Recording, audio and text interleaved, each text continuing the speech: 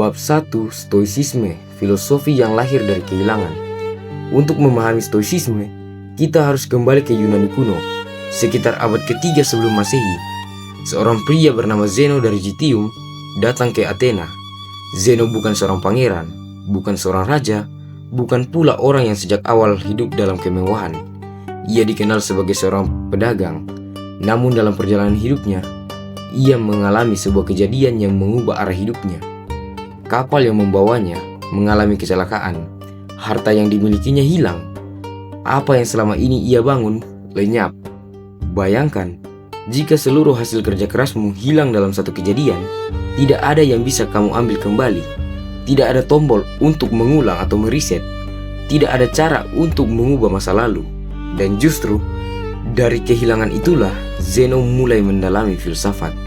Ia belajar dari berbagai pemikir hingga akhirnya mengembangkan pemikirannya sendiri.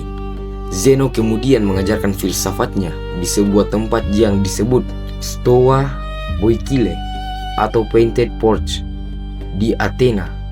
Dari tempat inilah istilah stoicisme berasal. Namun filosofi ini tidak berhenti pada Zeno.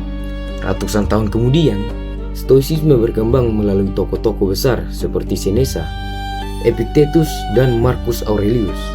Dan menariknya, keempat tokoh ini memiliki kehidupan yang sangat berbeda. Seneca adalah seorang negarawan dan penulis. Epictetus lahir sebagai seorang budak, sedangkan Marcus Aurelius adalah seorang kaisar Romawi. Bayangkan, seorang budak, seorang negarawan, dan seorang kaisar. Tiga kehidupan yang sangat berbeda, tetapi mereka menemukan prinsip yang sama. Kita tidak selalu bisa memilih apa yang terjadi kepada kita, tetapi kita masih bisa memilih bagaimana kita meresponnya. Inilah salah satu inti stoicisme. Dan untuk memahaminya, bayangkan kehidupan kita memiliki dua lingkaran. Lingkaran pertama berisi hal-hal yang bisa kita kendalikan, dan lingkaran kedua berisi hal-hal yang tidak bisa kita kendalikan. Misalnya, kamu sedang mengikuti ujian. Kamu bisa mengendalikan apakah kamu belajar atau tidak. Kamu bisa mengendalikan seberapa serius kamu mempersiapkan diri. Kamu bisa mengendalikan usaha yang kamu berikan. Tetapi setelah ujian selesai, nilai akhirnya tidak sepenuhnya berada dalam kendalimu.